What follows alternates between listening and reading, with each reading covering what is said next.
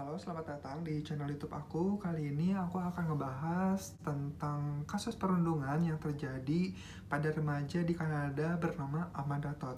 Namun sebelum memulai ceritanya, jangan lupa untuk subscribe dulu channel ini agar aku lebih semangat bikin videonya. Dan jangan lupa juga untuk like dan share video ini agar semua teman-teman kamu tahu kalau kasus ini tuh menarik. Oke, tanpa berlama-lama, kita masuk ke ceritanya. Let's get started.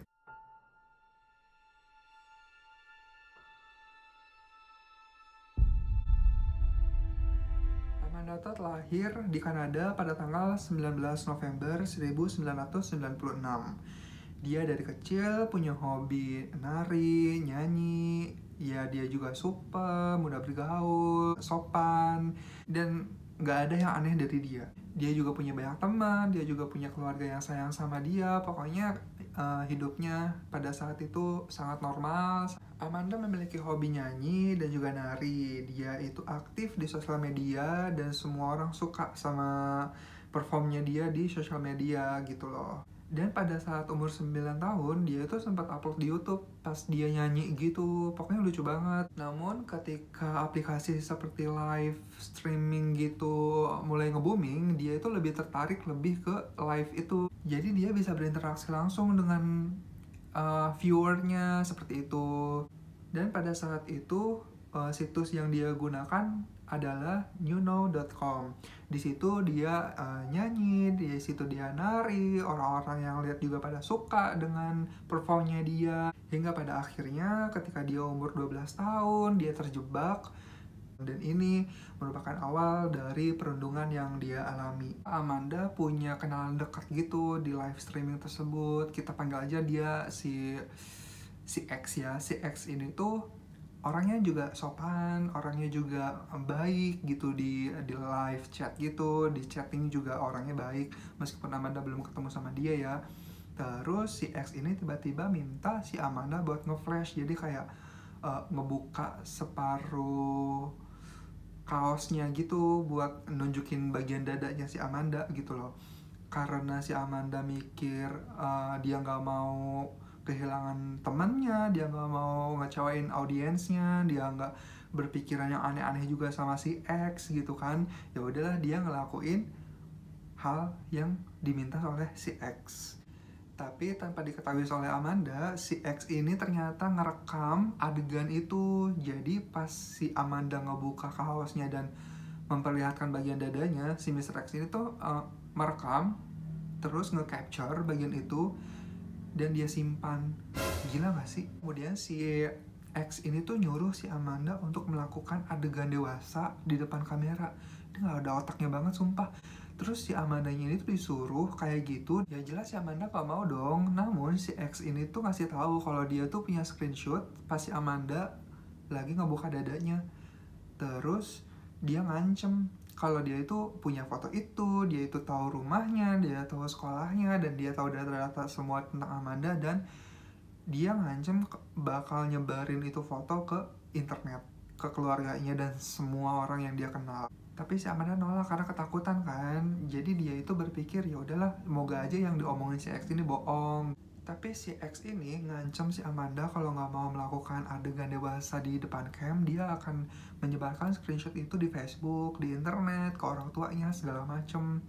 Tapi si Amanda setelah berpikir dia nggak mau melakukan adegan itu. Dengan pemikiran Amanda, si X nggak bakalan punya fotonya dia cuma ngancem doang, dia juga nggak bakalan menyebarkan foto itu, dia juga nggak punya foto itu. Pokoknya si Amanda masih berpikir positif meskipun dirinya ada rasa gelisahnya gitu kan.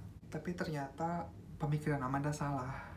Rumahnya digedor sama polisi jam 4 pagi. Bayangin dong, jam 4 pagi orang lagi tidur, rumahnya digedor sama polisi. Polisi bilang kalau foto Amanda udah kesebar di internet, di Facebook.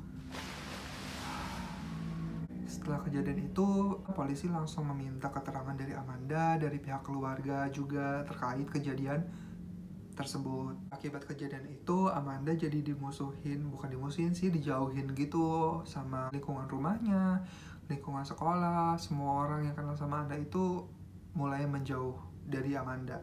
Sampai dia tuh takut untuk keluar dari rumah dia sendiri, sampai segitunya. Ya iyalah, orang bocah ya, lagi demen main, lagi puber, dapat kejadian kayak gini tuh depresi banget lah pasti. Melihat putrinya depresi, sedih, murung segala macem, akhirnya kedua orang tua Amanda memindahkan Amanda ke sekolah yang baru dengan tujuan agar Amanda bisa memulai hidup dia yang baru dengan teman-teman baru, dengan lingkungan baru, segala macem. Namun si X ini kembali berulah dong. Dia itu nge-invite teman-teman Amanda yang di sekolah barunya itu, nge-invite semua teman-temannya, kirim request pertemanan gitu kan kalau di Facebook. Terus dia itu alasannya murid baru yang 1 minggu lagi bakalan sekolah di sekolah itu juga. Jadi teman-temannya pasti nerima dong. Ada murid baru minta pertemanan, pasti pada diterima semua. Tapi ketika semua orang-orang udah nerima permintaan tuh si X, dia nyebarin dong. Nyebarin lagi foto-foto si Amanda itu. Parah banget. Jadi kejadian di sekolah pertama, kejadian lagi di sekolah kedua. Si Amanda kembali dibully, kembali dijauhin, dia gak punya temen, dia kembali jadi depresi lagi.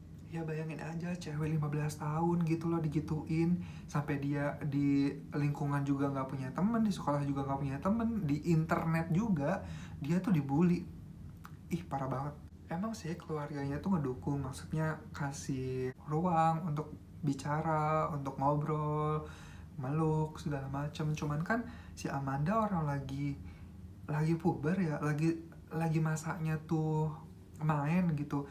Itu tuh nggak bisa guys ngobatin semua kegelisahan dirinya itu, keluarganya tuh nggak bisa gitu loh. Sampai sempat si Amanda mau bunuh diri, motong nadinya gitu. Tapi untungnya ketahuan sama keluarga dan langsung dibawa ke rumah sakit dengan kondisi sekarat. Tapi untungnya nyawa Amanda bisa diselamatkan dan kedua orang tuanya udah gak bisa lagi melihat anaknya kayak gitu. Akhirnya mereka pun memindahkan Amanda ke sekolah yang baru. Pindah sekolah lagi. Dan di sekolah yang barunya ini, Amanda udah mulai membaik kondisi mentalnya. Dia juga punya teman. Dan sampai akhirnya dia punya satu teman cowok. Deket lah mereka, sering jalan bareng. Dan si cowok ini tuh bikin Amanda bisa senyum lagi, bisa ketawa lagi, bisa happy lagi. Kayak remaja pada umumnya. Ya main-main biasa, normal gitu loh kehidupannya. Sampai akhirnya mereka saling suka. Terus sampai akhirnya si cowok ini tuh lagi sendirian nih di rumah, keluarganya lagi gak ada gitu. Terus si cowok ini nyuruh si Amanda buat ke rumahnya, mampir seperti itu. Si Amanda lagi kasmaran gitu kan, lagi berbunga-bunga, lagi senang-senangnya. Ya udah dia mampir ke rumah tuh cowok. Akhirnya di situ, kelanjutannya pasti mereka melakukan hubungan intim. Mungkin si Amanda gak pikir panjang lagi ya, karena ternyata si cowok ini tuh kayak yang udah punya cewek gitu. Dan setelah seminggu kemudian kejadian mereka berhubungan di rumah si cowok, ketahuan sama ceweknya. Terus di sekolah puncaknya, di depan sekitar 50 orang, dia itu dicaci maki, dimarah-marahin, ditendang, diketawain sama orang-orang. Ada yang ngedorong juga sampai jatuh, terus ada yang nonjok juga. Pokoknya si Amanda di situ bener-bener klimaks banget. Meskipun bukan ulah dari si X, tapi si cowok ini bikin ulah lagi yang jadi si Amanda itu bahan bullying di sekolah yang ketiga ini. Paham gak sih? Jadi kayak yang benar-benar nasib si Amanda tuh jelek banget. Kasian banget sih. Dia dikata-katain cewek yang gak benar, dia dijauhin sama teman-temannya. Ada beberapa malah yang di kerumunan itu videoin adegan itu. Kejadian itu bikin Amanda kembali terpuruk, depresi, sampai akhirnya dia berusaha untuk bunuh diri lagi dengan minum cairan pemutih. Dan untungnya lagi-lagi ketahuan sama orang tuanya, dilarikan ke rumah sakit lagi dan syukurnya selamat dari maut. Tapi yang jadi anehnya ya, harusnya dengan kejadian si Amanda yang ingin bunuh diri dengan meminum pemutih itu kan harusnya menyadarkan teman-temannya si Amanda biar lebih aware, biar lebih sadar kalau itu tuh perbuatan yang gak baik yang mereka lakuin. Ini enggak guys, beneran si Amanda itu malah makin dibully di internet. Jadi di internet itu banyak meme foto Amanda yang kepalanya itu di crop, diganti sama cairan pemutih. Ih, pada gila gak sih? Digituin orang yang mau bunuh diri selama, terus digituin. Terus ada lagi dong yang ngomong, yang komen katanya, dia merekomendasikan pemutih yang khasiatnya katanya bakalan lebih ampuh. Maksudnya dia tuh ngomong, ini loh gue ada merek A yang lebih ampuh, yang biar lo mati beneran. Orang pada gila ya. Orang pada sampai akhirnya pada tanggal 7 September 2012 Amanda membuat video hitam putih gitu di YouTube. Jadi dia itu bawa kertas gitu, kertas, terus ada tulisan-tulisan tentang kisah bullying yang dia alami selama 3 tahun. Dia belembar-belembar. Gue sempat nonton videonya sih, itu udah lama banget juga, tapi nggak tahu sekarang udah diterima atau belum. Itu tuh kayak nyeritain semua yang dia alamin, dari dia mulai ngebuka kaos, terus dia nggak punya temen pas makan siang, dia nggak punya temen cerita, dia di rumah juga nggak punya temen, di sekolah nggak punya temen, di internet juga dibully. Pokoknya videonya itu emang bikin banyak orang nangis sih, karena sangat-sangat emosional. Merinding. Dan pada hari Rabu tanggal 10 Oktober 2012, beberapa hari setelah ulang tahun Amanda yang ke-16 tahun, merinding sumpah, si Amanda ditemukan meninggal di kamarnya sendiri dengan cara gantung diri. Jadi setelah 6 hari ulang tahunnya dia yang ke-16, dia gantung diri setelah bikin video itu. Itulah puncaknya. Kasihan banget ya, padahal kalau ada orang yang lagi depresi, dia tuh cuma butuh teman cerita doang gitu loh. Makanya kadang orang-orang juga kalau diajak cerita, diajak curhat, malah nanggapinnya sepele, malah nanggapinnya bercanda, lebay, segala macam. Padahal kan kita nggak tahu kondisi mental orang itu kayak gimana. Jadi harus hati-hati dalam ngadepin orang yang lagi cerita. Setelah Amanda nggak ada, baru dari pihak keluarga Amanda menuntut polisi untuk mencari pelaku bullying. Para aktivis anti perundungan juga mendesak kepolisian untuk mencari si X. Jadi setelah 5 hari kematiannya Amanda, kelompok hacker terbesar di dunia yang disebut Anonymous, mereka kasih satu nama yang diduga itu tuh si X, pelaku perundungan awal Amanda. Mereka infokan kalau si X ini adalah seorang pedofil dan dia sering aktif di website pedofilia. Dan si X katanya sering aktif di situs porno, khususnya pedofil. Tapi polisi nggak mau gegabah untuk menangkap orang ini karena pihak kepolisian juga memiliki metode pencariannya sendiri, dan dia juga sudah memiliki beberapa nama yang diduga itu adalah si X. Kisah Amanda ini jadi mendunia, dia itu jadi viral kasusnya setelah dia nggak ada. Miris banget ya, kenapa sih pas dia masih ada gitu kasus ini tuh langsung dicegah. Dan kasus ini tuh sampai jadi kasus investigasi lintas negara gitu, sebesar itu kasusnya. Dan aku cek nih, kalau dilansir dari The Globe and Mail pada Januari 2014, otoritas Belanda menangkap warga negaranya yang berusia 35 tahun bernama Aydin Coban, pokoknya itulah ya, atas dugaan pemerasan dan pengancaman lewat internet dengan modus yang sama terhadap Amanda. Jadi ada dugaan orang Belanda berumur 35 tahun yang bernama Aydin itu pelakunya. Dan info dari BBC, Aydin dijatuhi hukuman 11 tahun penjara oleh pengadilan Belanda pada Maret 2017. Cuma 11 tahun.